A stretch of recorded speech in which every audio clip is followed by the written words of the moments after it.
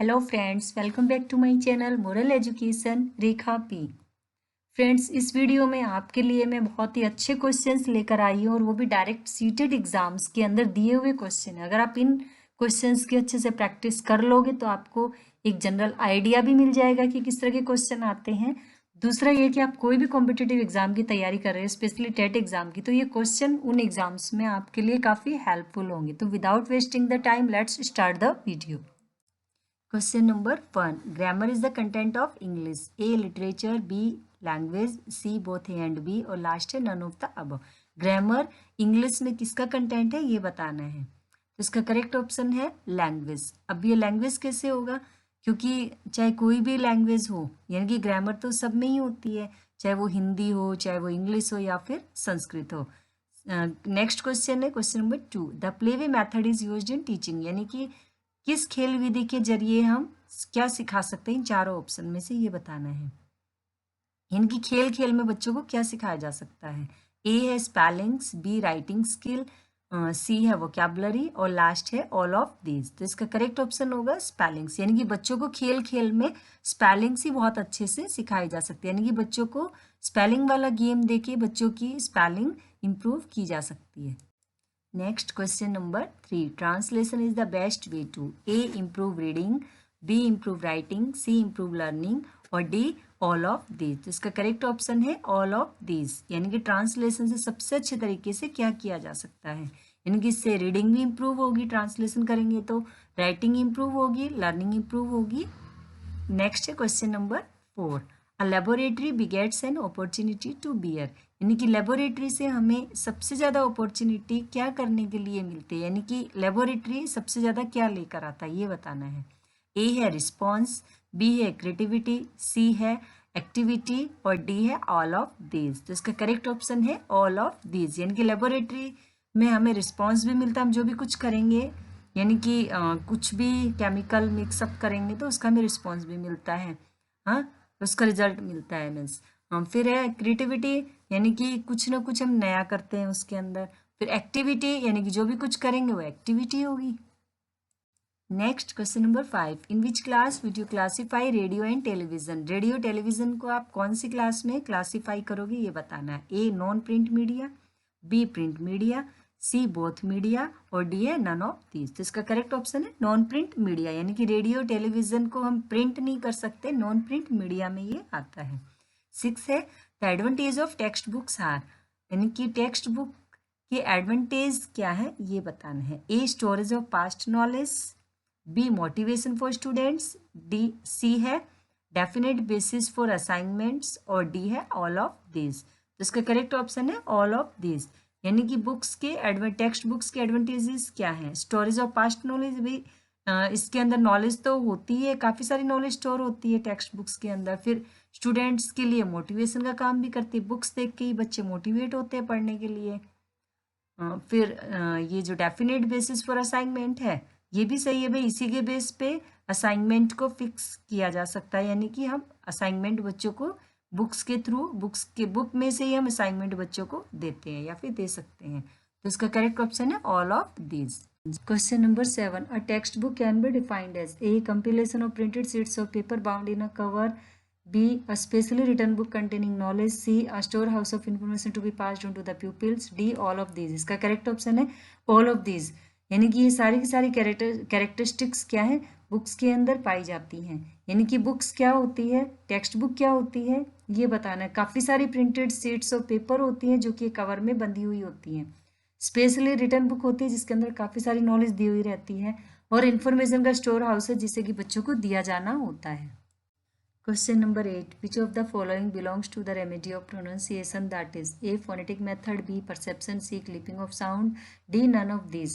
यानी कि रेमेडी क्या है प्रोनाउंसिएशन की, उपचार क्या है ये बताना है। इसका करेक्ट ऑप्शन है phonetic method. Next question number 9. Theoretical grammar is also known as, A है formal grammar, B English grammar, C structural grammar, D none of this. तो इसका करेक्ट ऑप्शन है A formal grammar. Question number 10. Important materials of teaching reading are A. Blackboard and flashcard, B. Action, C. Picture and games, D. All of these। इसका correct option है all of these, यानी कि सारे के सारे क्या है टीचिंग रीडिंग मटेरियल हैं। 11 the listening is the function of A audio sense, B visual sense, C lingual sense और डी है नन ऑफ दिस। तो इसका करेक्ट ऑप्शन है ऑडियो सेंस, यानी कि लिसनिंग ऑडियो से रिलेटेड है। Question number 12, pictures are helpful in heightening learning. Pictures helpful होती हैं लर्निंग को हाइट पे ले जाने के लिए। ए इंटरेस्ट, बी क्वालिटी, सी मटेरियल, डी स्किल। तो इसका करेक्ट ऑप्शन है इंटरेस्ट, यानी कि लर्निंग इंटरेस्ट काफ़ी ज़्यादा इसमें हाइट पे चला जाता है।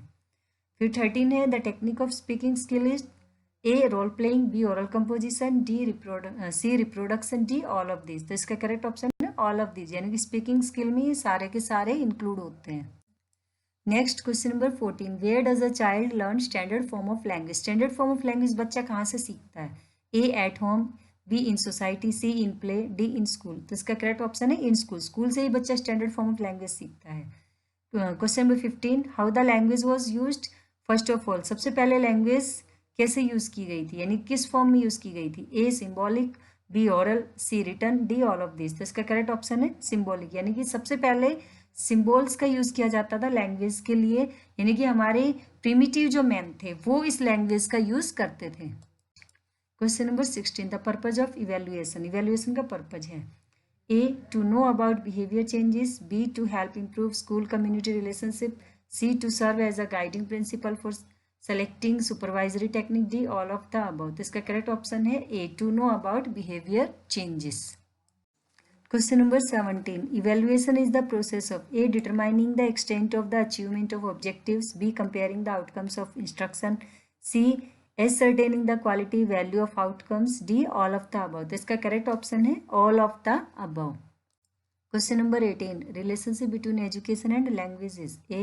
Mostly education is given and taken by language, B. Language is learnt through education, C. Relationship of language and education is unclear, D there is no relationship between education and language. इसका correct option है A, यानी कि education का आदान प्रदान किस में किया जाता है? मोस्टली लैंग्वेज के थ्रू ही किया जाता है।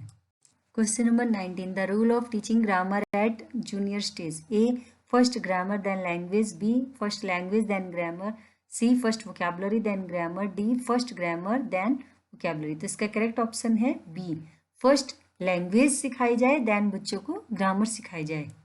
Next question number 20, the technique of evaluation is A reading scale, B questioning, C case history, D all of this. तो इसका करेक्ट ऑप्शन है ऑल ऑफ दिस।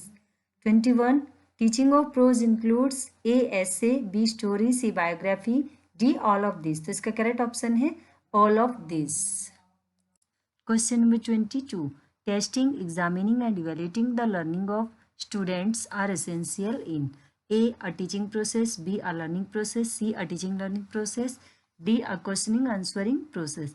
इसका करेक्ट ऑप्शन है अ टीचिंग लर्निंग प्रोसेस, यानी कि इस प्रोसेस के अंदर ये सारी की सारी चीज़ें जरूरी होती हैं। Question number 23, which method is based on the theory from example to generalisation.